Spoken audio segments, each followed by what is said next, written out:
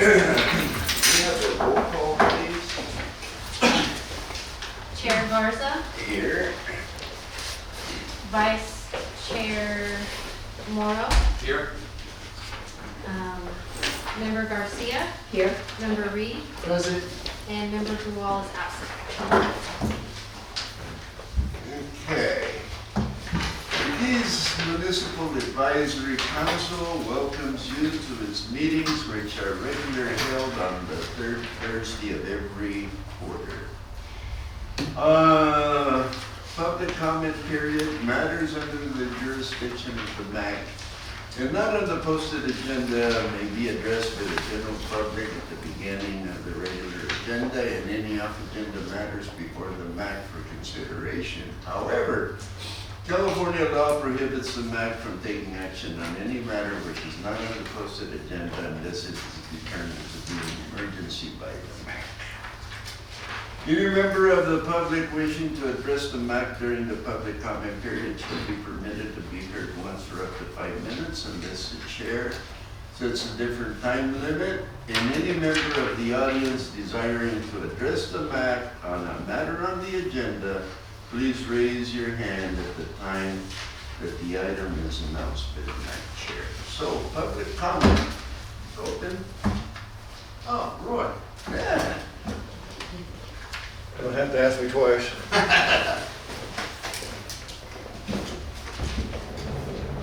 I'll move the punch around. Yes. All right, my name is Roy Winters. Lived in this town all my life. And I've got, for the last couple of years, I've been standing here concerning or complaining or trying to get some things done for Keys, which is on my agenda. And I hope for a lot of other people too that have the same concerns.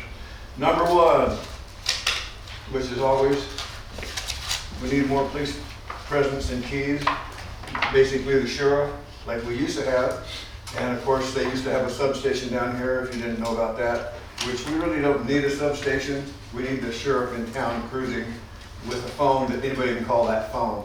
I went over that before with Chance Condit, our supervisor, and so he's kind of trying to work on that. It gets down to the bottom line on that sheriff in town that, oh, Keys, there's no taxes enough.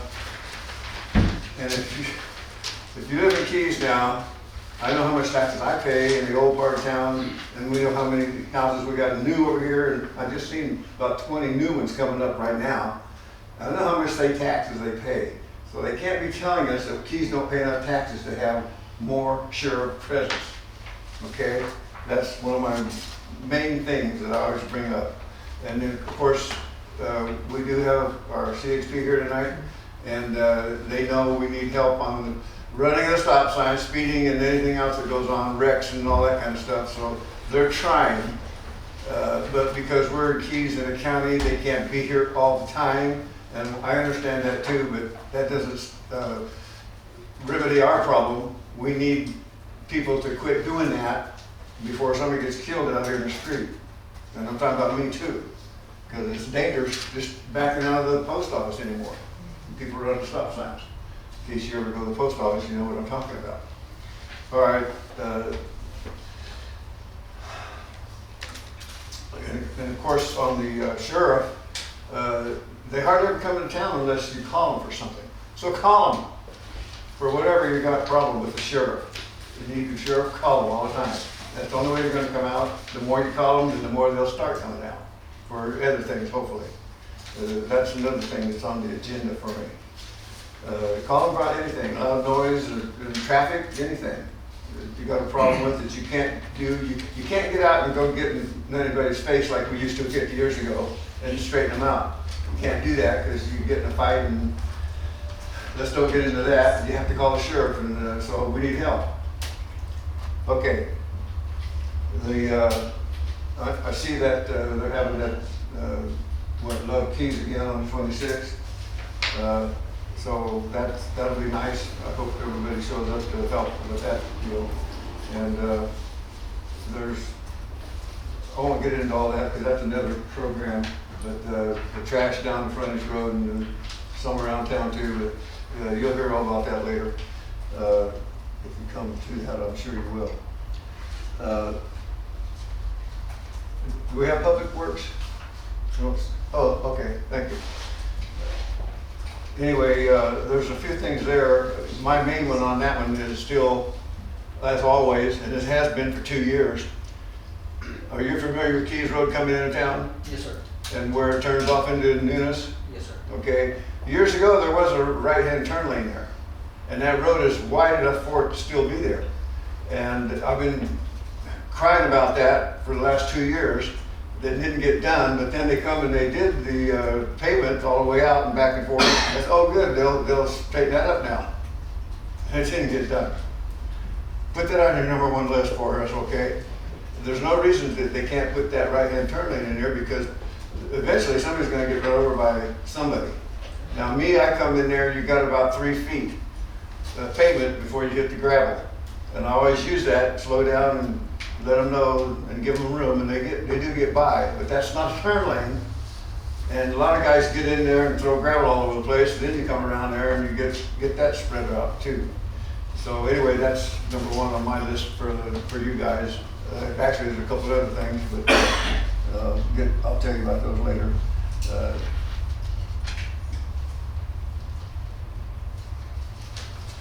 Bear with me, I ain't got too much more.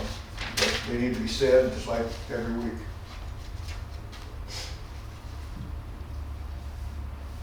You know, the trash in the alleys is better, but the county is supposed to take care of that now, from what I understand. Years ago, everybody took care of their own alley, which they did or they didn't. But then the fire department used to come out and cite people and have them keep it clean.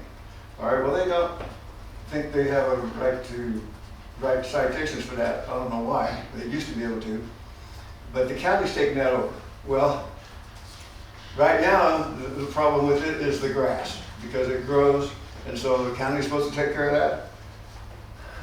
So anyway, that's another thing on yours, right? And Chance knows about that too. And he said he's working on it. Okay.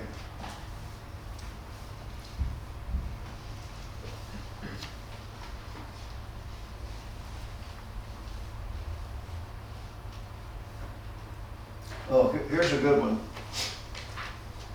Big trucks in town. We got the signs over here saying they can't come into the old part of town. They got to stay on 7th Street because that's where the deliveries are, like Dollar General. But I've had Dollar General trucks come by my house, that's 2 blocks over. They don't need to be over there. I don't know why they do that. And not only Dollar General, but a lot of other trucks do come around through town too. They come into town over here and they come straight down 9th Street. Or however they come around and do it. Actually, right across the street there, if you look out the window, is there a white truck sitting right there? No? You'd see him, no? Well, a lot of times the guy parks there. Well, that's off of 7th Street, and I don't know if he lives there or not, I think he does, but that's not allowed, right? A big truck's not allowed in town, and especially with the tractor trailer too, but I know about 3 or 4 places where they're parking in their driveways. And a couple of them right now on Stella over here, parked just today in the street, and they've been there last week. They were still there. Those trucks aren't allowed over there. If they're starting up at 3 or 4 in the morning, the neighbors probably should be here talking about it. I hope some of them are. But anyway, that's another thing. I don't know I think that's CHP, right, on the big trucks? Yep. Okay, just something you can watch for. I know where somewhere I can give you some addresses on them. On that, I'll get to you later on that. Anyway, that's just another thing that kind of like, they're doing things that are against the ordinance or the laws. And if I have to do it, I think they should do it. Especially going through town with the big trucks and stuff and other things too.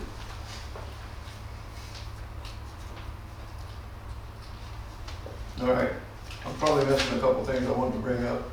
Oh, here's one of them on the truck signs. That would be you, right? Sure.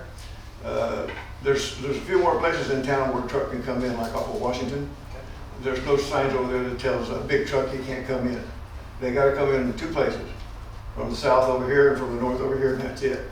So I can point all those out to you where there ain't no signs, just to help those trucks know that they can't, but that's another thing altogether. All right, how many people here seen the signs that I made, and that's why you're here tonight? Come Last for the time. keys. Huh? I saw it last time. You saw it last time? Okay, well, I'm glad that somebody else is here before it is or whatever. The more people we can get here on keys, the more sweeping we can get done. The more things as you want to back me up on things I've said or anything you're going to bring up, do it. And maybe we can get something done. Like I said, if you don't holler about it, it ain't going to get done anyway. Okay? All right, that's enough for now, huh? I think something else Mr. will bring Winters. us. Just raise your hand. Thank you. Okay, anybody else? Yes, please. Gotta show the shirt off though. Hi, my name is Michelle and I'm from Love Keys. And just come to just let you know about a little bit about Love Keys. I just want to first read a little something here, what our vision is. Our vision is for a community that lifts each other up, values one another, and seeks to help where help is needed. Our mission is to inspire our community to love each other through connecting, participating, giving, and serving. Our values are collaboration, community, faith, diversity, equity, integrity, and service. All right, and so we're excited to have Love Keys back. We did not have it last year, but we're back this year, and everything's going really well. And if you don't know what Love Keys is, it's a one-day volunteer where volunteers come out and we beautify the parks, which means that we clean up the graffiti, we replace bark out there at the play yard, and we replace the basketball nets out there so they look nice, and we paint the tables out there, and will also be painting the backside of Hatch Park. We will be planting shrubs on Washington and cleaning alleys. So we currently are working on 7th, 8th, and 9th, 8th, 9th, and 10th road, the alleys there and next to Hatch Park. So the more volunteers we get out there, then the more alleys we can clean up. We will do some weed eating, just loading up garbage, what can be thrown out, tires and refrigerators, things of that nature. We, unfortunately cannot toss, but they have special days for those items. But so we just want to invite our community out. We have a lot of great, support so far, and things are going really well. And there's still time to register to volunteer, and that is 8 to 9. It's the rally is going to be held at the Keys Community Center. So from 8 to 9, it's a rally. We have coffee, donuts, we take pictures, and from 9 to 12 is when the projects are held. So that's when you will meet with your project leader, and you go out and you can, do the alley cleanups, work at the parks, and then we also have fire truck wash is for the youth, designated for 12 to 18 years and only. Then, of course, the celebration, which is a huge part of it. So from 12 to 3, we have the celebration, which we're going to have free lunch and t-shirts for the volunteers. We will have, now we're implementing Kids Zone, which is we're going to have a bounce house for the big kids and a designated area for the little kids with the soft play and the small bounce house. And then we also have a flag football game going on for the bigger kids.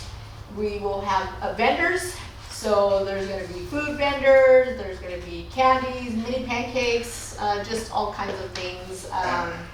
We also have taco trucks out there, so, and a DJ. So it's just gonna be a lot of fun. We want to just bring our community out, do some work, and you know, and have fun while doing it. And it's open to everyone, all family, all ages, for all the families who want to come out and connect with our old neighbors, meet our new neighbors. Like the gentleman said, we have a lot of new subdivisions, so we just want to bring everybody together and make our community even better. All right, thank you, that's it. I've got a question for you. Sure. I guess this paperwork I got here is from 23. Okay. I noticed that a lot of, like the Stanislaus County donated 1,500 and Turlock Irrigation 1,000. The Yes, truck sir. plaza down here donated 2,000 Yes. and somebody else donated 300. Money come in to where? To what? Is To there a do bank what? account for that money? So what we do is we purchase the big signs that are put up all over town. So we already had some signs and we have to send them in so that they can update the date. And then we just purchased 6 more signs, which was like 500 and something. Then we purchased t-shirts, which is like another grand, another $1,000 to buy t-shirts, and that's for all the volunteers. We had Haven of Hope Church donate some food, but then there's other items that we also need to purchase for the barbecue out there. Renting the area for the kids zone, so making it safe, so there's an actual area 5 and under that will be enclosed and just a play area for them, and that's another 500. So, and then the balloons, you gotta have balloons if you're gonna have a party, that's another 500. So it just kind of, just No, that for seems like the a waste of celebration. money. The balloons, I'm not gonna lie. I said So, this, just doing the math in my head, where's the supplies coming from to actually beauty, the paint? and okay, bark so and everything else? actually the park, so Parks and Rec does supply the items. They supply 8 buckets for the with the Graffiti paints. yes, The graffiti cover. to take the graffiti off, to clean that off. They supply the paint to, so here's how it works. So if there's a project, then the, say Parks and Rec or Fire Department, they supply the soap and everything. We supply the volunteers to do the labor. Okay. That's how it works. So Washington Road, they're gonna supply the shrubs, they're gonna supply, you know, the dirt and, you know, those things. We go out there and we dig the holes, plant them, and that's what we do. We just go out and So you were saying cleaning up the alleys, Yes, the tires, the refrigerators, household hazardous stuff. yes, sir. What happens to that? What we do is we Isn't pretty that much what, just, isn't that what's really the problem behind the alleys? I don't know. well, you'd be surprised what you find out there. Exactly.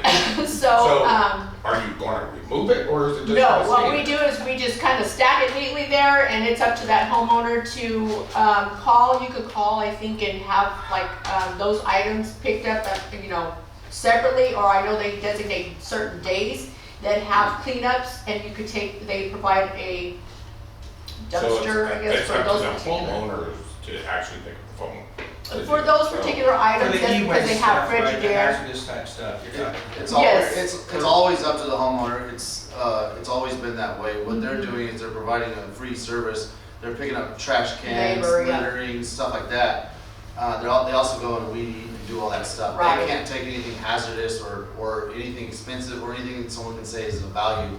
Like a broken down freezer, it might be garbage to you, but it might be valuable to whoever's living in that property. Well, even if it has like Frigidaire stuff, you know, you cannot dump things But like they're that. gonna pick up all the loose chip bags, all the, you know, Mhm. candy wrappers, Yeah, then we- soda cans, all that stuff. You'd be amazed at how much trash they do pick up. Okay. Yeah, three dumpsters But full the last bulk year of on the 23. e-waste is still the responsibility of the homeowner. Yes. Okay. So how often does that, That I don't, yeah, sorry. okay, so you're just polishing it. Okay, thank you. Yeah, just cleaning up because, you know, there is, kids walk through there maybe from school Right, and whatnot, and and- it's just, you know, nice to have it cleaned up. It should be, I'm really bad with my streets, but there's a refrigerator, just right there on the sidewalk. It's been there for like, I don't know, 3 weeks. And every time I drive by, I'm just thinking, you know, how we grew up kids would get stuck in suffocating dark. Right, Getting yeah. back to your abandoned freezer in the alley, and that's where my mindset Safety goes. issue, right.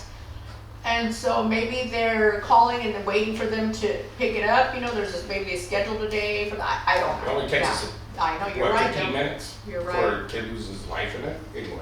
And your volunteers, I imagine they sometimes find condoms, Oh, yeah, syringes. syringes, And you guys deal vapes. with that, right? You throw those Yes, in. we do. So So- you do a commendable job. Thank you so much. Yeah, and we really don't have the kids out there because of items that are found and just for safety reasons. So we are providing gloves that are more safety, you know, just because there's a lot of things that could, you know, it just, So in other words, you're gonna clean up the alleys that I was told that the county was gonna keep those clean. well, yeah, and I know that they do need some help out there, you know, they I guess only have so many, you know, guys that can come out and do some work out here, and it's just, that, you know, so we're just here to help them out. I know Washington, they've been, you know, they just haven't had the guys or the, you know, to go out there and do that, so that's one thing they did ask if we can do, and so we're gonna provide that, labor on, the 26th. And like him, I noticed that there's some people leaving their washers or dryers out on their sidewalk now. I don't know if they've called and have somebody arrange to pick those up or not, but they're still sitting around, just like he said. So, Months, we're not weeks. gonna be picking up those things? No, sir, not, no, that's pretty much up to the homeowner to that. We're focusing on the alleys. Yeah, we don't really have like a, You can't take on appliances or anything like that. no, But again, in defense, what you think is valuable, she might think is junk. So if she takes a refrigerator that's, you know, the homeowners have complained, trust me. yeah. Darn if you do, darn if you don't. Yeah, And what are, your organization is organized, how it's a private charity or? Always in the church. We are through Love Stanislaus County, Uh-huh. and so we're just a part of that. So all of Stanislaus County, a lot of the cities or towns, they do participate. Right, like Turlock, like Miss Mary Mhm. Jackson's still involved, I remember she was involved in.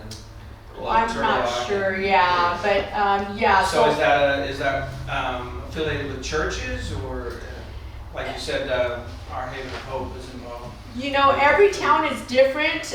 We just pretty much focus on Keys only, and so we have support from the church. We have support from the district here. We have support from you know, some of the businesses, local businesses, and we really give an opportunity for local businesses to come out free of charge to you know, put up their tables out there and promote their businesses, where we have realtors, we have those that make, you know, mini pancakes and candies, and so it's really to just kind of get the locals out there to just meet one another and just kind of share, you know, their like what businesses they have, and so we can support them as well. So are the, I'm sorry, are the alleys actually owned by the homeowners? yes. Okay, so. They have easements for fire, for public works, but the alleys are actually owned. You own half of the alley.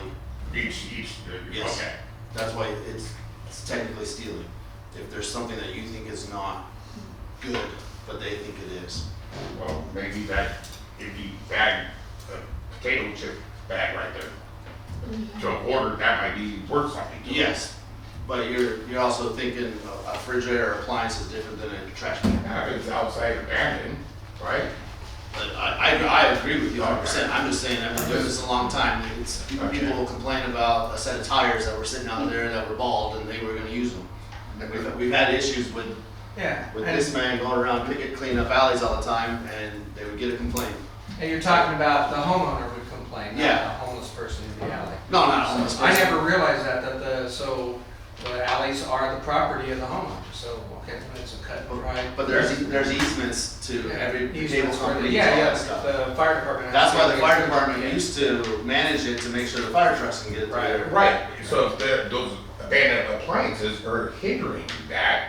That's then- why Mr. Winters and I agree with him, the fire department should be citing, Yeah, the stuff in, They used to. yeah. okay. Okay, so all these businesses in Corsa County and everything that donated 2 years ago, did they all donate again on this? Yes, some of them did. Some of them weren't able to, but, so some did. Most of them did, yeah. Like that truck center down there, $2,000 Yes. 2 years ago, that was a nice deal. Yes. And I was just wondering where all that money went. So thank Yeah. you. I guess you spent all of it. Not all of it. We still have Some some, things? so. You still got some left? Oh, yes. Oh, good. Yeah. So we do have, we already had 2 volunteer meetings, which is open to the public, and that's where we go over all of the information, details, and, you know, numbers, things like that, and sponsors. And so in return for the donation or the sponsor, then we do post their businesses on social media. We have banners that we will display out at the event. And so we do, you know, make sure that we support and display banners and just, you know, promote their business as well. Okay, Okay. all right, thank you. Oh, Is there a website that will sign up? yes, Okay. lovekeys.com. Yep, you scroll all the way down and you can register and to volunteer there. All right, thank you guys. Thank you, Michelle. Thank you. Appreciate it. Thank you. Hey, anybody else?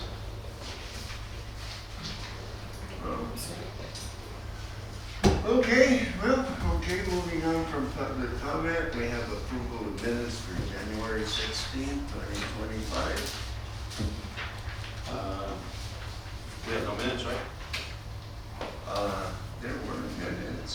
You didn't give They me. were on our phone, right? Wasn't it posted late on the phone Yeah, to read over? All right. Yeah. I'll make a motion to approve those minutes. Second. There's been a motion to approve and a second, all in favor?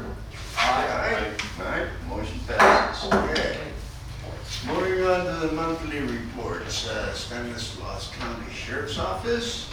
We don't have here. California Highway Patrol and Officer Reyes.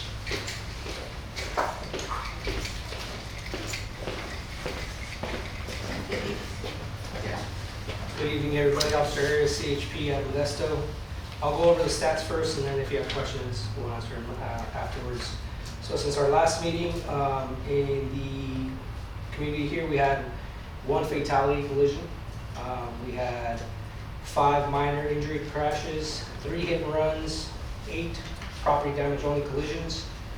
We had 3 arrests for DUI, 4 calls for sideshow activity or reckless driving. We had 1 stolen vehicle occupied that was that we stopped, and then we had 12 stolen vehicles reported out of the area. So the fatality, I'll start with that one. That one happened on Washington and Lucinda, and that was DUI related. So unfortunately, the driver did not make it. Was that Roy Gilliam?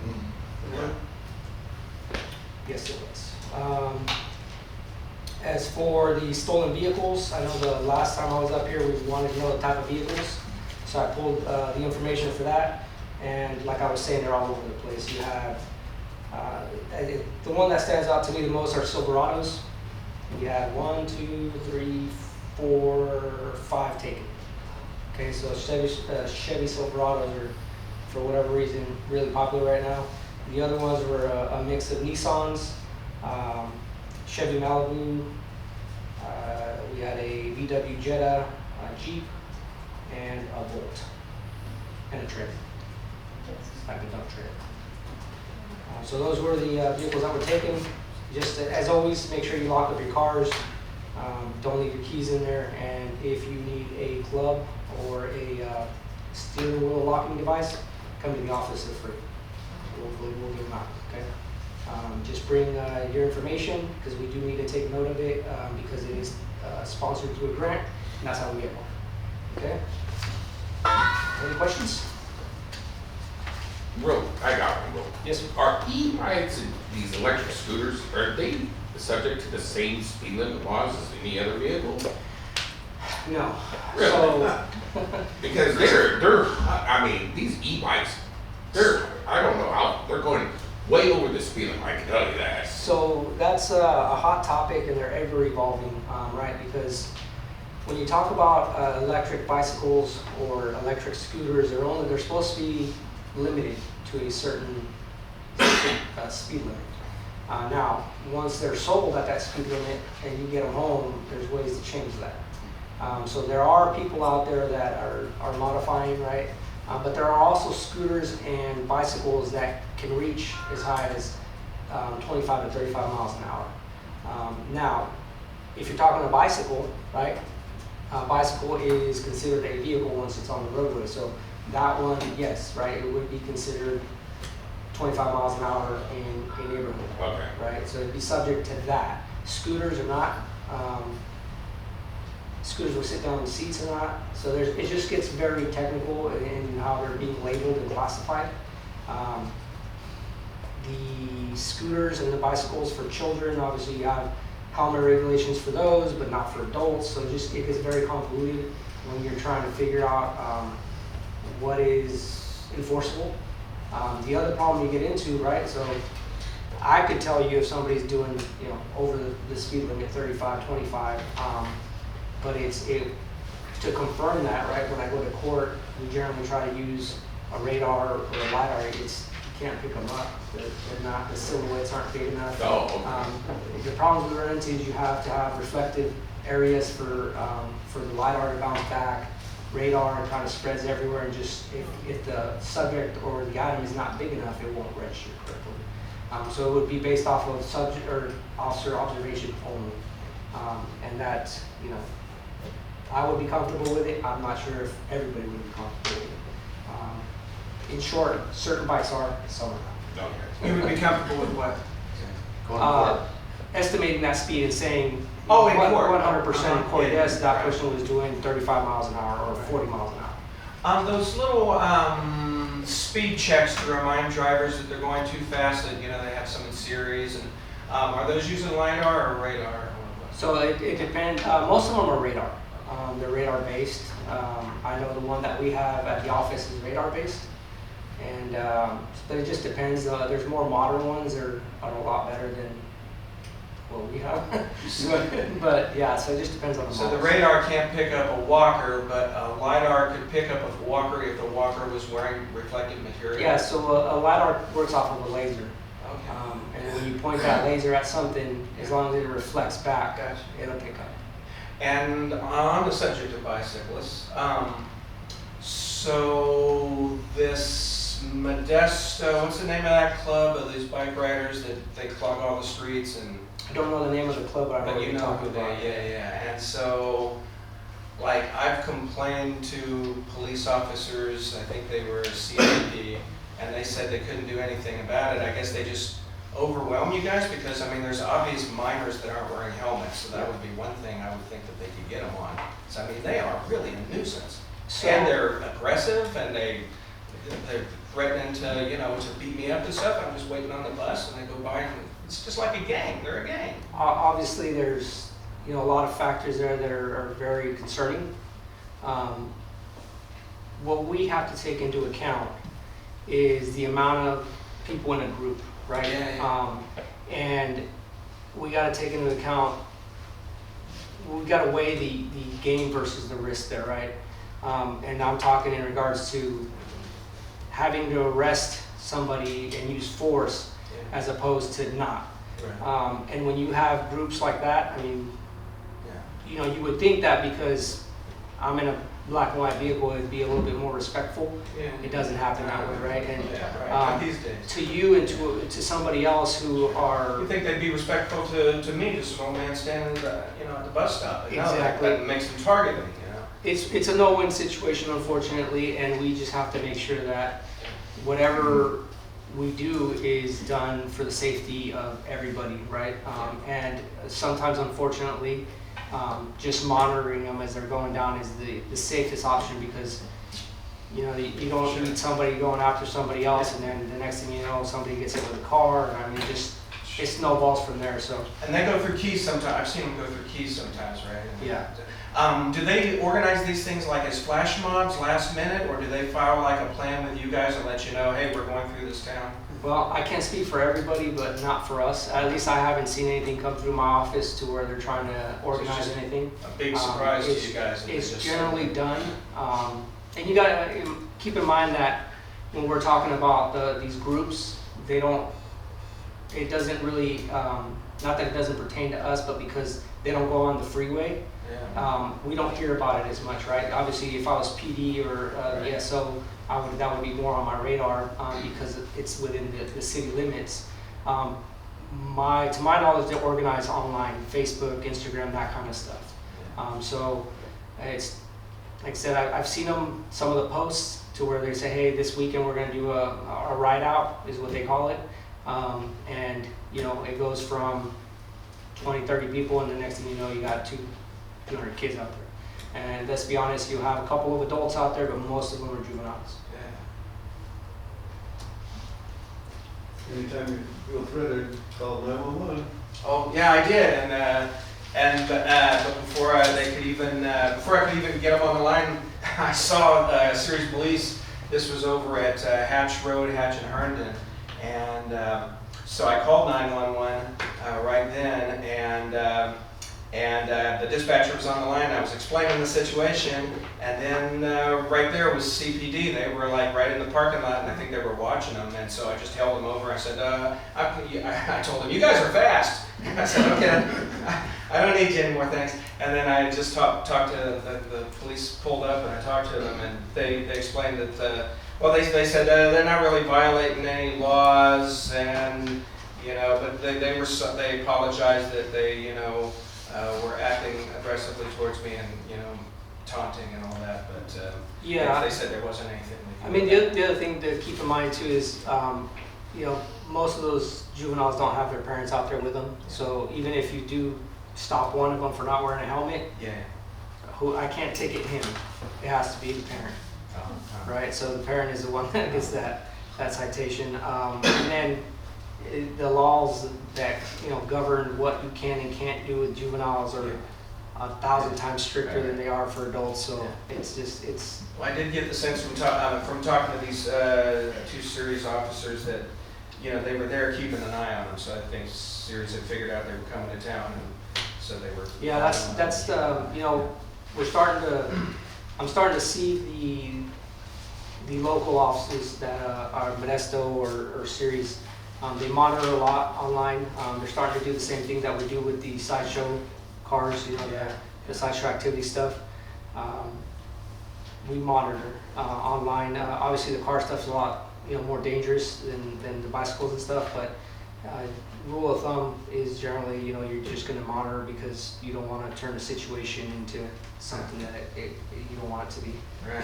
You guys go after them when their car's sitting at their house or something, because you guys, You know, sideshows, you guys usually pick them up a couple days later. yeah, so that we have a lot more tools now, and it keeps getting more stringent for them, right? So which is a good thing. I can tell you from personal experience, I've been involved in situations where I probably shouldn't have been involved in them. You know, that mindset of, hey, I'm gonna get the guy that's doing what he's doing right now, and then the next thing you know, I'm surrounded by a bunch of kids, and I'm getting stuff thrown out my car, and you know, it turns into a situation where later on, if somebody gets hurt, they're gonna ask me, right? Yeah. Why did you do that? What was the emergency? That kind of stuff. So you got to be very cautious about it. So now, the way that we deal with a lot of this stuff is, as long as we can observe it, right? Because we can't use video that somebody else takes. As long as I observe somebody doing something, like let's say I see somebody doing donuts out there in that intersection, and I get their license plate, I don't have to do anything right now. Yeah. I can go back Well, tomorrow. that's the same way with Tom Homan and ICE. What they're doing is people are complaining, heck, how come you don't stop these illegal immigrant protests? They're right there admitting they're illegal immigrants, and Tom Homan's like, hey, well, we go in there, it's going to be a riot, and people are going to get hurt, and we just you know, face scan them, we take down their license plates, we We Yeah, face scan them when they're not wearing masks, and then we go to their homes later. And Yeah, we try to minimize the risk to the public, obviously, right? The risk to ourselves, the risk to them. But there are tools out there, right? Like you said, we do warrants for seizures. So I like taking cars. I'll take them as many times as I can. And then when you have the law backing you up as far as courts, then they can't get them back for 30 days. It's a pretty hefty bill. are you ever able to take any of these people's bicycles that are involved in this? In the flash mob? I have personally never taken it. Have you ever heard of that? I'm not sure how that would work because it's specific to certain actions. So the laws that apply to the sideshow activity, I don't know. I'm not sure they apply to the bicycle. Never know. Okay. Yeah. And you may have mentioned it, but I didn't hear it. Stop sign violations, did you mention if you had any citations or? I did not give you. I did not bring any stats for that. If you want, I can bring them for our next meeting. Yeah, 'cause I have seen more presence in that, and I actually saw one happen, I was pretty excited about it. So, like I was telling you guys, we're obviously we can't be here 24 hours a day, right? 7 days a week, but we do try to focus enforcement in areas. The guys that I work with are pretty tired of me sending emails out saying, "Hey guys, I need you here, I need you there." Yeah. But we are out there. Like I said, it just depends on the call volume of what we're getting, right? Because we centralize the people to those areas. I personally myself try to come out here as much as I can. Like I was telling some of the other attendees here, I was out here today twice.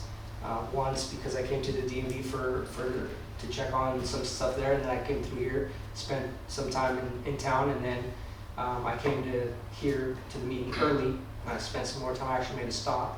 So we are out there. We are trying to get the enforcement in, and I know we feel like giving the tickets are going to get the only thing that's going to help stop or curb the behavior, but at the same time. It's a line that we want to walk that fine line to be good neighbors, right? We don't want to just hand out ticket after ticket after ticket. Some people need it, right? Some people don't. So I like to educate as much as I like to write a citation. So I do both, just depending on the situation and who I'm talking to. How are you doing on staffing? So we're doing actually really good. This last volume transfer, we were going to be positive an additional 3 officers. However, it's good and bad. 2 of our officers promoted. So they promoted to sergeants. And unfortunately for us in the community here, they cannot stay here because we're a state agency. When you promote, you go wherever they need you. So one of our officers went to San Jose, and the other sergeant, went up to the academy in Sacramento. So he's doing his promotion time up there, and then eventually I know both of them want to work their way back in here, but it just depends on seniority for sergeants and openings and stuff like that.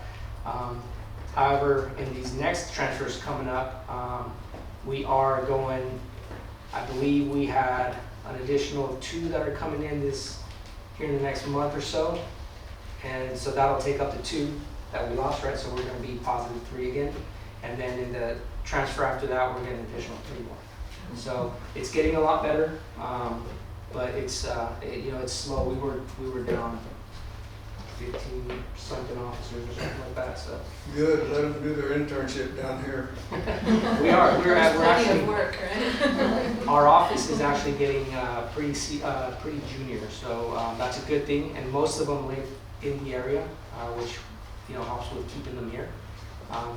We do have a couple that transferred in that are kind of working their way down towards Fresno and Bakersfield area, but I think that's only maybe 2 of them. So it just depends on when they leave, but generally volume transfers for officers, when we lose 2, we generally get that same amount back. We need a CHP program in Keys to get these kids trained to be officers. So we do have a program. I'll bring paperwork next time and I'll leave it here. It's an Explorer program. So we only have obviously the one office here in South Los County, which is up in Modesto, but that program is open to school-age kids 15 and up, and you essentially sign up for it. You go through, it's a miniature background process, just like what we do when you're trying to actually join the CHP.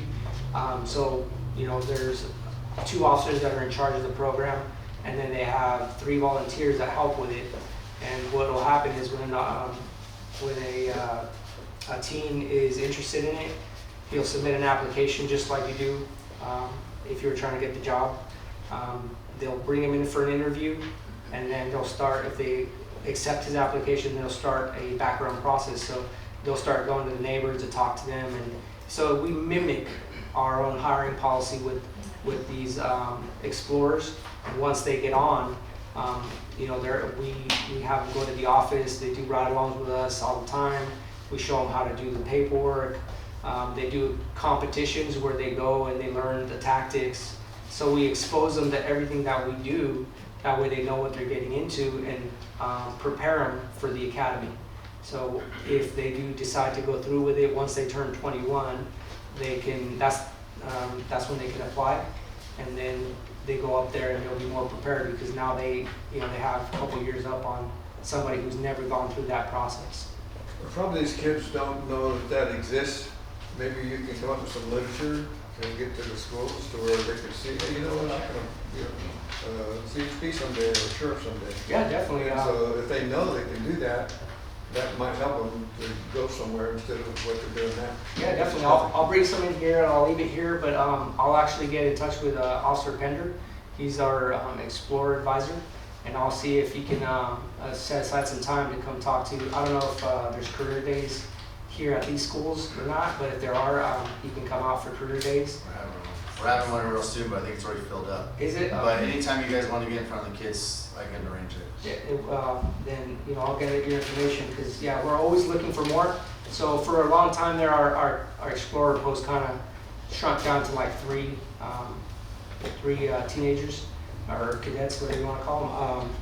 And then now, since Officer Pender and Officer Romo have taken up the task for it, Officer McGinnis as well, they've actually grown. I think there's about 13 now, so it's getting larger. But it's a good skill set to have if they're interested in this type of career. And I'll make it to where they come out and talk to the students. I just thought it'd be good to have some Keys kids in there. Yeah, definitely. Believe it or not, this, according to our stats for the whole state, the Central Valley actually leads in candidacy for recruitment. So most of the recruitment, or most of the officers that are graduating the academy, are coming from our areas. So, and that's all the way from Bakersfield up to here in Modesto. How long is the program once they enroll in that program? The Explorer program, until they age out. So they can age out of it. And I believe they can enroll. Most of them stop like right around 19, 20 years old, but they can keep going until they go into the academy. Yeah. So.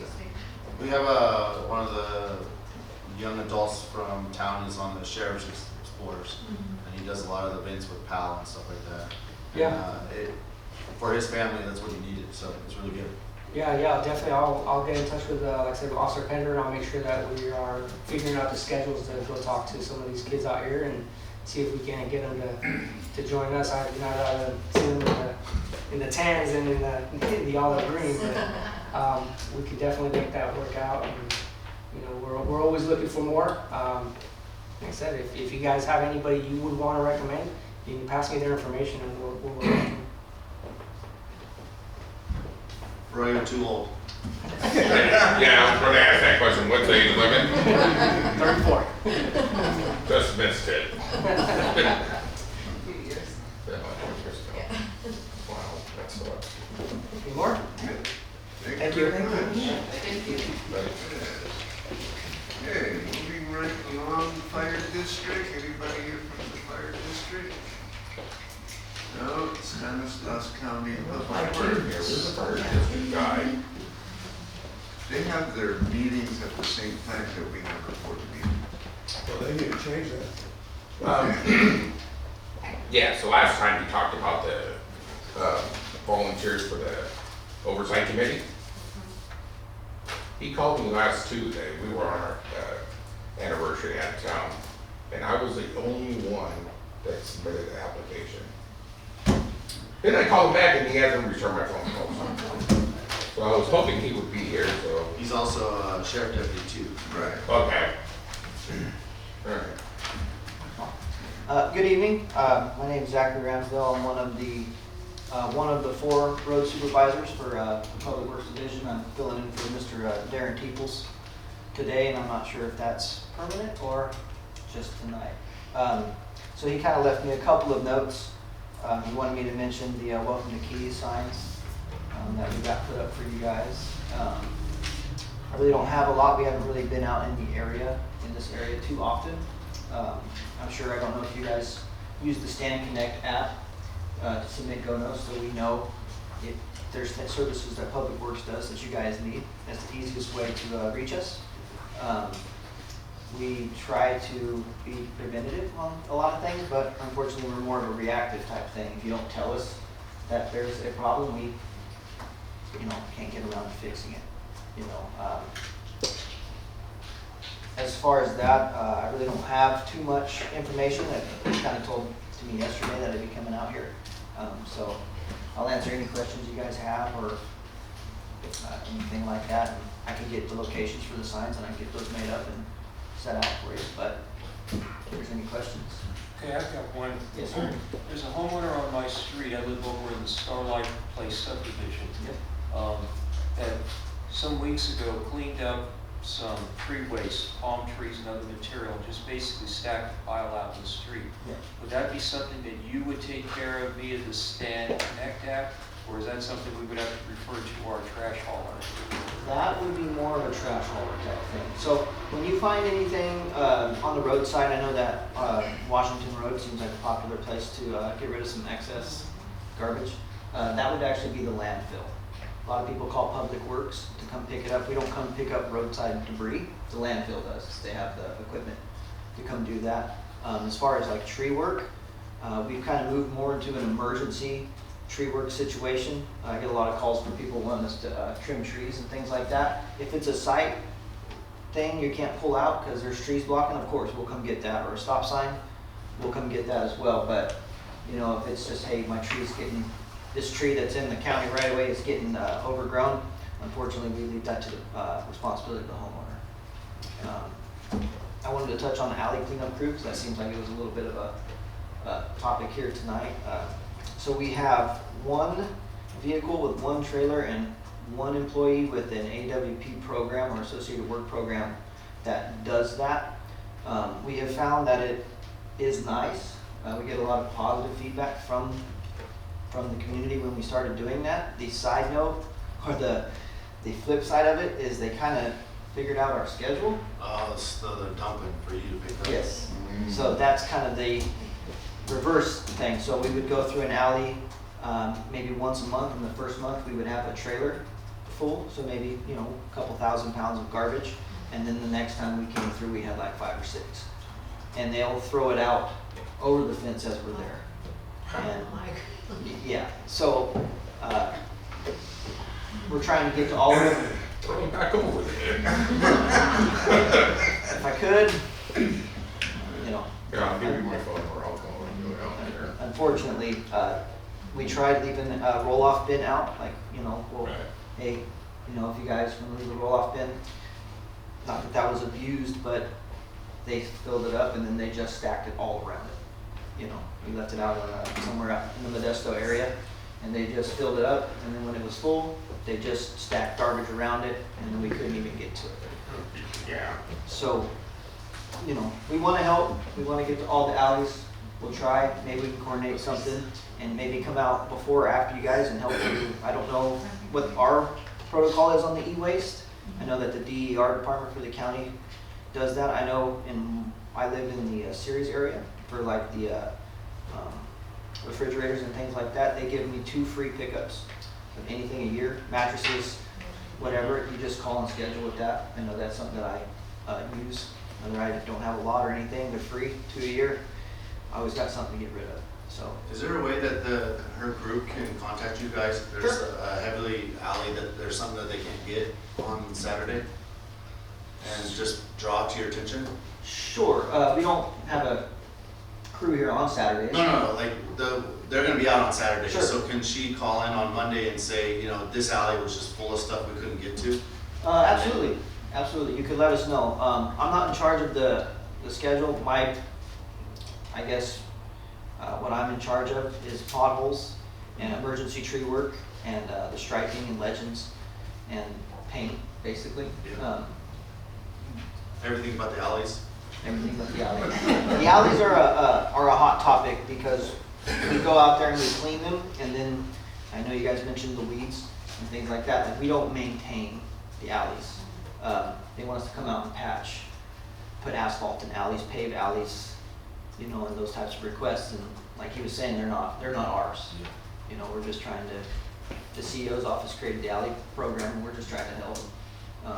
But if you reach out to Public Works and there is an alley that is starting to get, you're concerned with the fire, like you're saying, you're concerned with something like that, we can try to move it up on a priority and hopefully get it within the week. Okay, So, all right, I'll look it up and maybe. yeah, you can, if you have the Public Works home phone number, I think it's the 525-4130. Yeah. The ladies there are really helpful. They put in our Go Notes if you don't have the app, Okay. and they get sent to us, and the right people get them, and we go from there. And if you fill it out and you leave your contact information, a lot of people fill it out as anonymous. I got one yesterday. It said stop sign down, anonymous. No location, no road.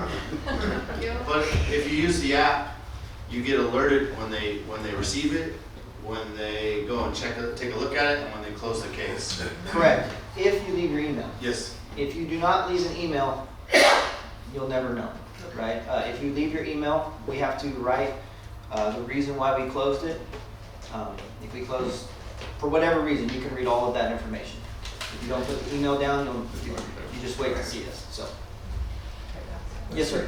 I seen the stop sign, but I forgot where it was at now. Sorry. It's quite all right. It happens. You can take pictures too and submit those as well. He's making it too. No, I know, but I'm saying you can submit photos if you want to. And plus report it's something. GPS. It knows where when you Yeah. take a picture, it knows where you put it at. Yes. Yes, sir. Yeah, I've been meaning to ask somebody this question, so I guess you're the perfect person. So I ride the buses, and a lot of times these bus stop signs, I guess it's tweakers. Somebody's always pulling out the screws. Is the tweakers doing that? Well, I can tell you it's not us. I was almost killed. No, I know. And I was almost killed by one because they have the seats on them that screwed into the signs. Right. And so I always now test them before I sit down on them because this one over at the Orchard trailer park, Faith Home, that one almost killed me. I sat down on it. The whole sign came over on me and almost hit me right in the head. I do believe that the transit department Uh-huh. has some sort of maintenance system for that. You know, if you have defects with bus stops, I think that they will. Well, Steve, who do I contact then when because I'm always finding these, you know, these bus stop things that are loose. Should I contact Adams, the authority, or should I? Go ahead and contact the authority. Call us at downtown. We are in the process of refurbishing the bus stops throughout the county, but we have like 2,000 of them to do. So it's going to take some time to get them refurbished. And but if there's really one that's in bad shape, call the office downtown. I don't have the number with me right this second. I just never knew who to call. I'd ask the bus drivers to say them because some of the bus drivers have noticed that too because they get out of the bus to get on their cell phone or have a smoke break, or maybe they don't smoke because it's too close for the bus, but they get out, you know, just to rest when they're at Walmart. And that Walmart one is like, that one's really loose and they notice it too. Well, Valerie in the Transit Authority office is the administrative assistant. She knows everything. So contact her and then she'll route it the right direction, whether it has to go through Adam or to wherever it will get to the right point. If it's in bad condition, same thing, we'll move it up on the priority list. So I contact Valerie at Stan RTA? Yeah. Okay. So you guys are off the hook on that? Yeah. Okay. Bus stops are our deal. Okay, gotcha. Okay. Well, are you guys with the signs? Yes, we do signs. Okay, you know, if you go down Faith Home and you're gonna turn into Keys on Watzinger, Okay. could you guys put a sign that says Keys As because, a road sign? yeah, or just a little one like you put out here. Sure. So that way, when people come down Faith Home, they know that first road going to Motzinger goes into the town of And that Kansas. begs the question is, where would you put it? Because that's always a debate between various people, myself and others, is where is Keys? Where does it start on Motzinger? Like, so Okay. my back wall, I've been told by the cement place behind me, or the custom tools behind me, that the boundary between that property and my property is, according to some definitions, the boundary between Ceres or Keys and the greater Ceres development area or something. But then, of course, the fire department, has a great, the Keys Fire Department serves out there, and the schools. So, like, is it just different And when I was a little boy, I always tell everybody, when I was a little boy on Redwood Road, I remember this. I don't know if any of the other folks, even older than me, remember this, but there was a golf range out there called the Keys Golf Park. Did any of you remember that? Out on Redwood. So, there's probably nobody here as old as I, maybe Roy, I don't know. But I was like about 5 years old or something back in those days. But so it was the Keys Golf Park. But so I'm just curious as what. So, Bring it back. for your sign, you're not saying a Keys road sign, you're saying that basically Keys is this way? Keys, yeah, because I have friends that come this Okay, way. got it. Yeah, the arrow, because if you go straight over the overpass, Mhm. you're gonna go to Turlock or. Oh, out you're there. saying Keys this way to Keys, Yeah, not and then if like you have a welcome sign to that just not says welcome Keys, to a lot of Keys. traffic comes right there from the Starlight Yep. coming this way. And then, like I tell people, turn that first road, Motzinger, but they go, why don't you have a sign that says Keys? Okay, Because it goes straight into center of Keys. yes, I can get something like that for you. And for you, I don't know if we put signs stating like this is City of Keys jurisdiction or where it changes. What would be your answer to, do you have a theory or on that question is where Keys actually is? Is it like the people at the trailer parks, they don't think that they're in Keys, and you guys in the Starlight area probably don't think you're in Keys. You got a series address, Right, don't you got you? series, Yeah. but I have a series address and I'm in Keys, but I've been grandfathered in by the post office. But, That's the issue, is the fact that we're handled by the Ceres Post Office, even though we actually live in Keys, so that's why our mailing address is Ceres. yeah. So it's, where you live, it depends who you ask. You ask the electric company, the gas company, Yeah. your cable company, your trash company, you're gonna get 4 Pizza different answers. delivery. What about just a city limit sign with a population on elevation on it, like they have in any other town? They just put some They up. just Yeah, put one, they did. yeah, I just saw it the other day, thank you for that. 2 of them, I think we got one on Road, and then one right over here by the new truck. Oh, where's the one on Road Road then? I haven't seen it. I think it's coming right up, right before you make that left into the Starlight Oh, okay. community. All right. Yeah. Well, I got a question. You live in Starlight, I'm just wondering how they're counting their taxes. Are they for county, or are they part of Keys' taxes, or Ceres, or where's that money going, right? That's a good question. All I know is I get a big bill once a year, but I honestly don't know where it goes. That would be nice to know, right? Yeah. Yeah, I grew up on Redwood as well, right there, Redwood and Road, and they always used to tell me I lived in North Keys. I don't know if that was a thing, but Had you ever heard of the golf park before? Anybody you ever know, that mentioned was, that? that was before. I don't remember how big it was. I mean, it seemed vast to me, but I was just a little kid. We drove by. I never went there. It was just a driving range. Just a driving range. That's what I figured. Yeah. So, I remember a big old Pepsi sign. That's what I really remember about it. Oh, speaking of Starlight, okay, just a quick question. How is Starlight spelled? Because on different signs it's spelled differently. Have you noticed that? Well, Sometimes it's with the G. On one of the signs it's with a GH, and on most of it it's ITE. The correct spelling is STARLITE. Yeah, there's one sign that has the GH. I think it's probably the newest sign up on the overpass, which is probably 30 or 40 years old. That's probably the newest sign. But you forgot the drive-in. Yeah, the drive from the drive-in. Yeah. well, thank you guys. Okay, thank you very much. Okay, we'll move down to the Keys Library, Alberto.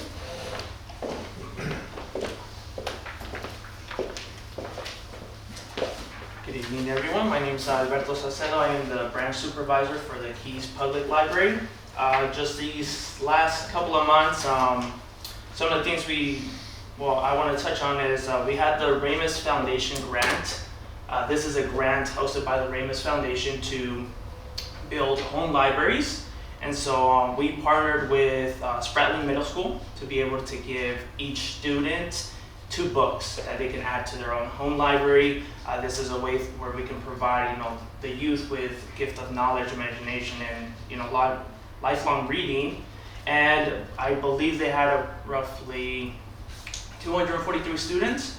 All of them were able to get 2 books. The cooking books were very popular with that age group. That was one of the first books that was gone.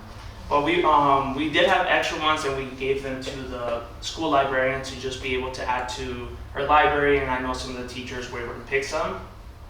But other than that, we did have our cover program. This is a partnership with In-N-Out that happened through March 3rd all the way to April 12th, and the kids just had to read 5 books or 300 minutes, and they got a certificate for a free In-N-Out hamburger, cheeseburger, or grilled cheese if they don't eat meat.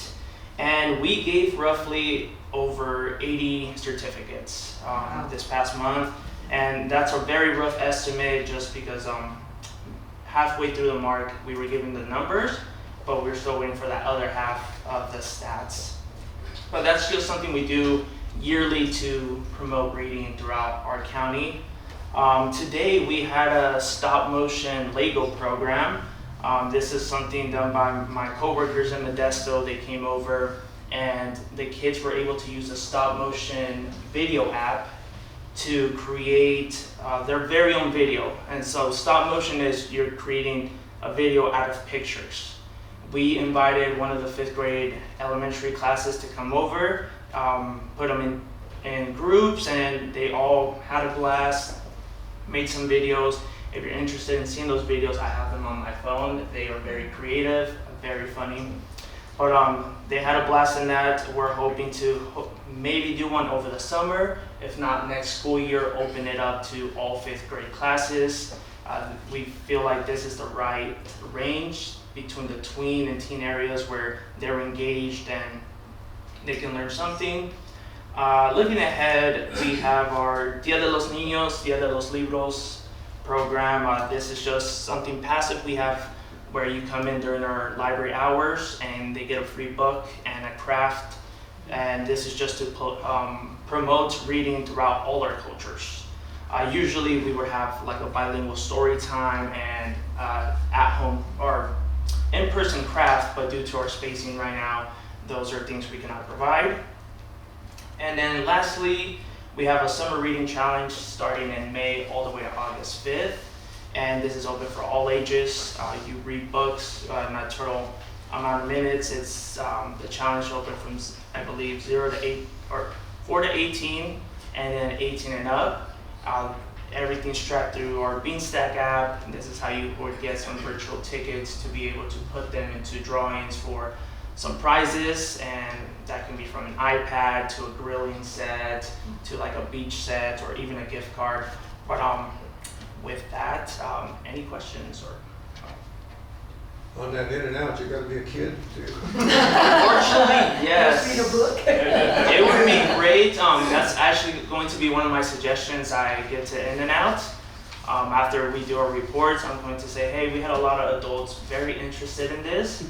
Maybe, I'm not going to say that they give 3 certificates to adults, but maybe 1. We'll see what they say, but yes.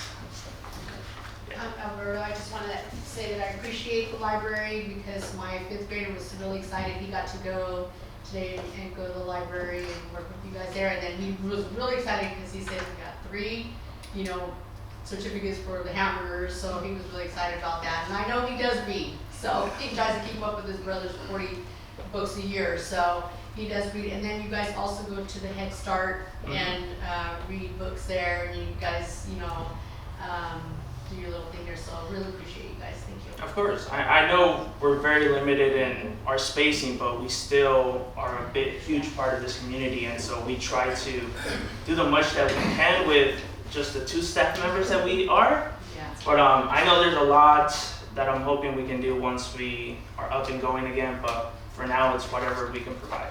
Michelle, the hamburgers aren't yours. In your opinion, You can give up 1.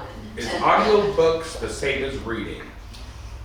Good question. So, for our summer reading challenge, audiobooks count as reading. Okay. I think it is, just because I enjoy it. I can be shelving books and then reading at the same time. But every person to its own. I guess it depends on the content too. Yeah. Yeah. I would- Science shows it works different parts of your mind, so the reading works different parts of the mind. Like listening to something is the second best form of learning. Reading is the best. It works the broader part of the mind, so your brain is engaged in it and you remember more. Watching television is like the least, it's like the stupidest form of learning. So listening to radio or podcasts is more, you remember more than you do from television. Reading is like, you can't be reading. I agree. I mean, once again, it's content. If you plan it perfectly, you have the book in front of you, but you're hearing it. So you're Some things, yeah. The Bible is a great example of that one, so, yes. Alright, thank you. Okay, thank you, Odette. And Stanislaus County Pal? He said he did it. No. Board of Supervisor, Tennis District 5. That time to get me busy naturally. Assemblyman Juan Alanis, District 22. Okay. What about? Stanislaus County Chief Executive Office. So no big updates for me today, but we did refresh our resource number. This is the most frequently called numbers in the county, and it shows the different districts. So pick one up. Again, this time Connect App is a great way to report any kind of issues within the county. And then we recently had the Sheriff's Department do a presentation to the Board of Supervisors. Now that it's getting warmer, people are going out to the reservoir, so they just really wanted to remind people to please wear life jackets. There's a loan program. Adults tend to drown more than children because adults tend to protect their children more than they protect themselves. Just please, protect yourselves. Just keep yourself safe. Other than that, I don't have anything else. Thank you, Jennifer. Okay, Stanislaus Regional Transit. Okay, just briefly, we have free rides this coming Tuesday the 22nd for Earth Day, so that's free for everybody. And we are rehabilitating the bus stops, but it is going to take us some time. And we have some old buses that are due to be retired, so we got new ones on order. So look for new additions to the fleet later this year. That's all I got. All right, okay, thank you, Stephen. Stanislaus Behavioral Health and Recovery Services.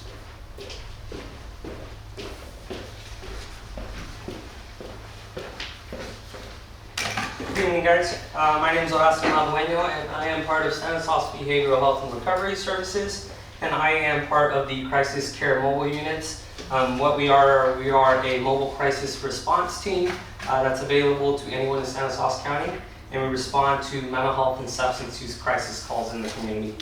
We are a mobile team, so we actually do go out to wherever a crisis may be occurring. We serve adults, children's. We go out to homes, schools, anybody who's on the street. If you're seeing a crisis or you yourself are experiencing a crisis, we're a mobile team that can go to wherever that crisis is happening anywhere in Stanislaus County. We are a 24/7 program, so we are available at all hours.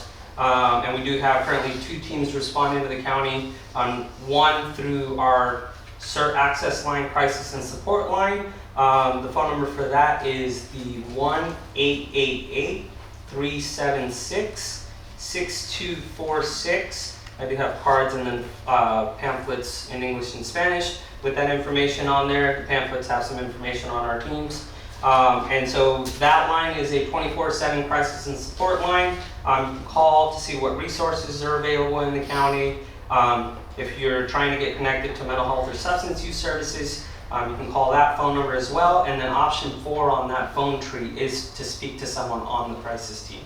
The other team, which is my particular team, we actually respond in partnership with law enforcement and sheriff department. So we respond with any of the law enforcement departments that are in Stanislaus County or sheriff departments through 911 dispatch calls or officers calling us directly. And the way you would contact us through that would be through a 911 call. If there's a mental health crisis or a substance use crisis that may have either a danger component or a criminal component to the call, then you would place a 911 call, and then that's how we would be dispatched. We work closely with them in order to free them up for them to be able to respond to more criminal components, criminal calls that have criminal component to them, and then we respond to any mental health or substance use, so any danger to self, danger to others, gravely disabled, suicide threat, suicide comments, anything like that. You can call, speak to someone on the crisis team, or like I said, place a 911 call, and then they can actually dispatch us to a location. Our response time is usually within an hour. We can get to pretty much anywhere in Stanislaus County, even the outlier areas, and we usually do have multiple teams that can dispatch at the same time. So, like I said, we are available 24/7. I do have stats for the month of March. Our other team does take care of our community-generated calls through that phone number, but whenever they get an overload of calls, we do assist them. So for the month of March, we did have 14 community-generated calls, and then for law enforcement referrals, we did have 56 total law enforcement referrals for a total of 70 total referrals. 19 of those actually resulted in hospitalizations for psychiatric or substance emergency reasons. For those folks that don't meet criteria for that type of hospitalization, we do have a team of workers that try to educate them on what services are available, what services look like, and then how to connect to those services. So we do go out there and try to educate folks on what services are available to them. And then if we need to, we also do follow-ups and try to make sure that they get connected. So, like I said, we are available if you guys need us. Questions? From those calls that you guys received, do you have them, like the stats for each city and unincorporated, or is it just Stanislaus? That's going to be 70 for Stanislaus County. There's some areas where we do get a higher call ratio, but ESO is usually our biggest one because we do have a mental health clinician riding along with the MPD unit. So they're able to dispatch that unit to calls because we have a clinician embedded in the car. With the other outliers, departments and sheriff office, we usually go out and meet them at the location, or they may not respond and they're on standby if we need them whenever we go out to a location. So we do work closely with them just to make sure that everybody's safe and that we're going out and responding the best way possible. And we make sure that we're communicating well with each other so we don't have any incidents. Any other questions? Okay, Thank you, guys. very much. Okay, and last is East Community Services District, and as I reported last MAC meeting in January, City of Turlock in November raised their rates and busted our sewer budget. So we hired a consultant to do a rate study for the sewer, and he should have it completed by, I believe, late May or June. And then when that report comes in, then that's when they're going to the board of directors for the district. We'll do a 218 survey. They'll send out ballots for everybody to vote as to what the proposed amount, whether you're going to vote for it or if you're going to reject it, and then we'll move on from there. We have a board meeting next Tuesday. That will probably be discussing the city of Turlock has a what they call a ratepayer assistance program, which they claim that they have some money set aside and they're going to subsidize our bill up to 25%. But it really doesn't amount to that much. Our sewer bills that we've gotten have increased from about 35,000 to 60,000. So that 25% of that is what they would be subsidizing us. In February, we had a bill of 50,000, a little over 50,000, but February was a short month.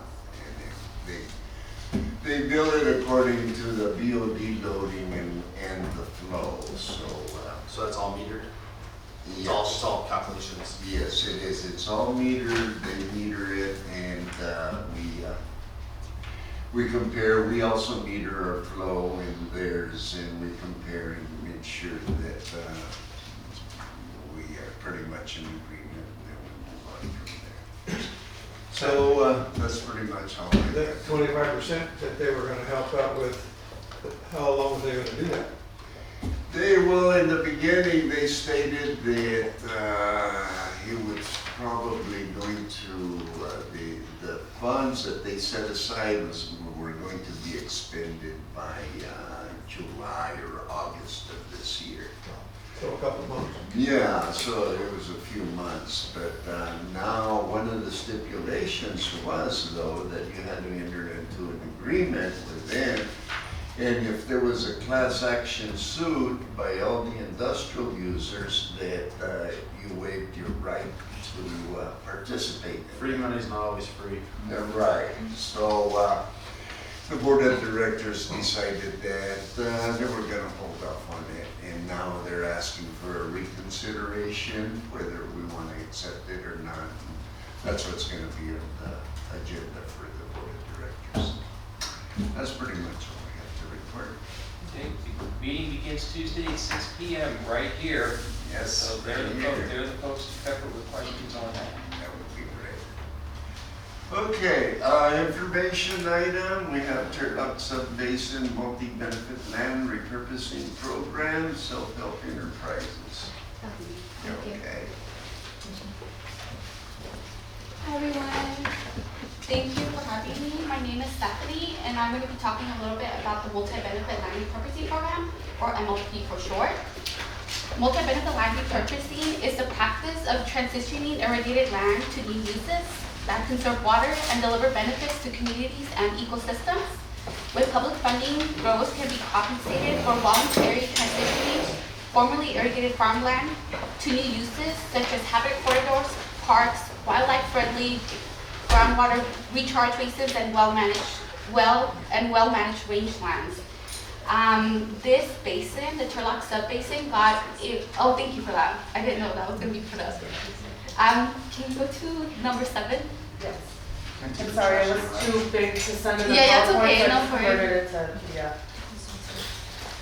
Oh, you have the big Is it one? this one? No. Keep going. Here. Let I'm me. sorry, I don't have Keep numbers going. on it. Yeah. I'm sorry. Okay. I said these. Yeah.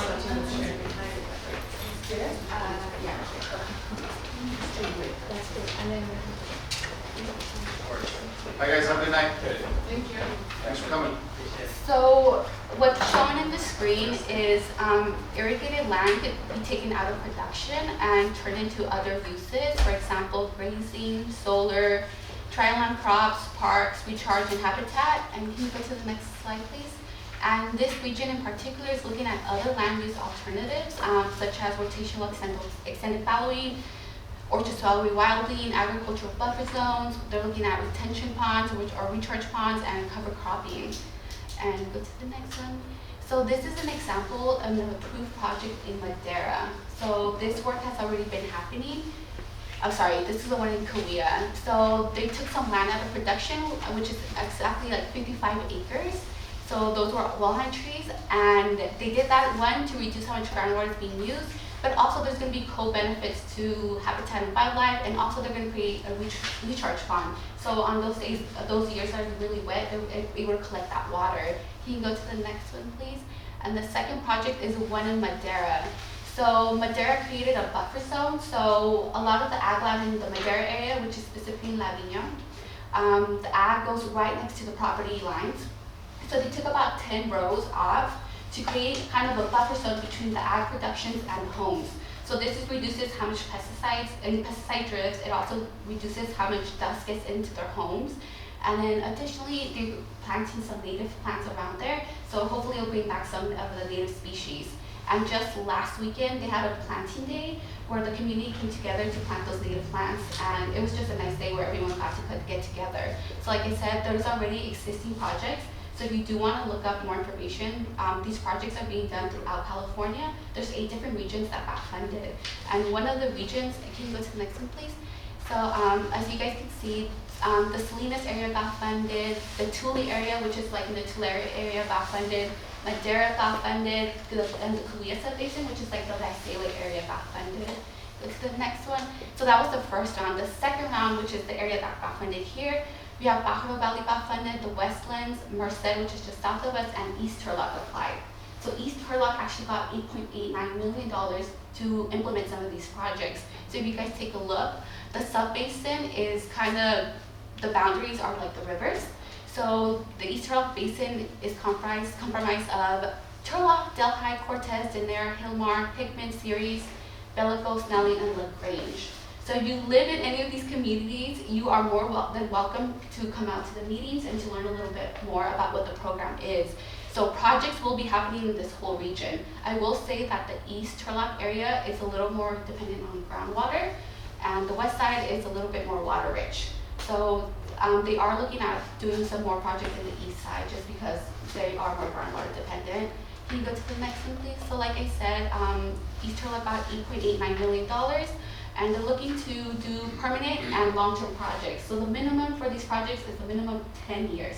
So the grower has to agree to do this for 10 years, and it's a completely voluntary program. It's just something that the grower, if they want to do this program, they're more than welcome to do it. So you kind of buy out part of their acreage? Yeah, there's some incentive programs for them to do it for 10 years. Yeah. And some growers that have opted to do the program are doing it because they're scaling back on how much groundwater is being used at the moment because of the Sustainable Ground Management Act. So there's some demand management actions happening right now that means that some of the land is going to come out of production. Anyways, so they're gonna benefit and help. Anyway, so this is going to be like another tool for them to use to do something with the property for those 10 years. Hopefully they benefit from it. Like I said, there is an incentive program, so it's not like they're just going to do it like voluntarily. There's going to be some incentive programs to be part of this program. If there is any grower here that's interested in being part of the program, connect with me and I can put you in touch with the people that actually could break it down, how much, the land and all that, the cost would be. And can you go to the next one, please? So like I said, some of the land is going out of production. Turlock predicts about 5,000 acres of land coming out of production in the next couple of years, and a total of 25,000 acres coming out of production. So like I said, this is just a tool for growers to hopefully use. It is a really popular program. Many regions applied for this grant, and only 8 regions got selected. So I do feel like this program is not only popular, but it's also just another tool for a grower to use. And then we are here to invite you. We're forming a stakeholder advisory committee that's going to be community members, small farmers and ranchers, tribal members, and other interested stakeholders. You guys are going to be part of reviewing the project criteria, reviewing selected projects, and providing feedback. We are hoping to get that first stakeholder advisory committee ready in May. So like I said, we want it to be an inclusive process and people throughout various sectors to come together to help decide what kind of projects ultimately get pulled forward and get presented to the Department of Conservation to get approved. So we do need all your input. So if you are interested in forming part of that stakeholder advisory committee, I could jot your name, your email, and your phone number, and I could send you more details once that date is set in stone. But as of right now, if you guys would like, we have a survey right there where you can take a picture of the QR code.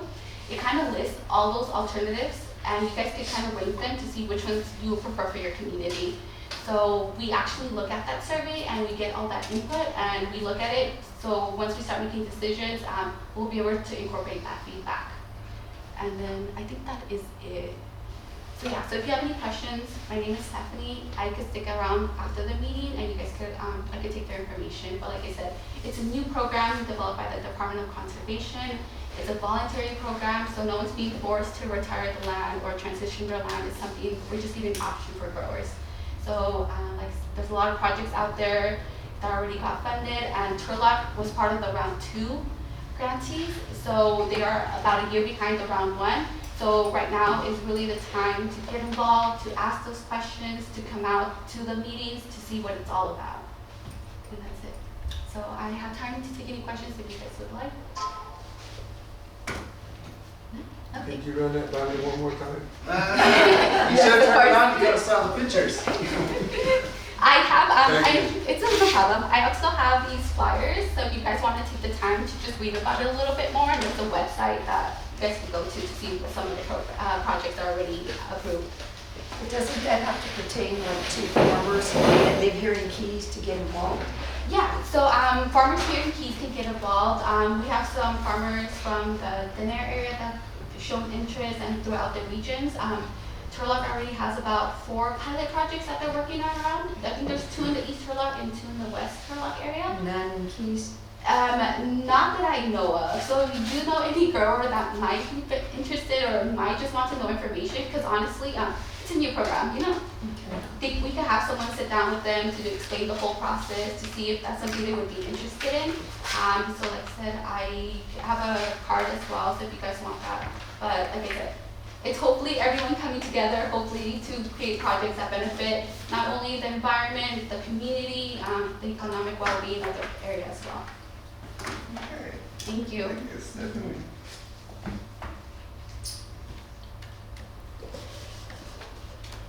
So it helps if I don't water my grass. Yeah, it probably would. But Water. water, Make sure you water your alley though. yeah. Well, Some- after it grows anyway. Yeah, some of these projects are incorporating some more native plants that require less water. So that would be nice to see as well. Okay, action items, I don't think we have any. We don't have any correspondence. You got any comments or suggestions for a future meeting? Well, then I will entertain a motion to adjourn. I have a question. Oh, yes. Do we need to vote for a secretary? I'm not doing it, I have no time. Well, I have no time. What? I'll buy you Starbucks. okay.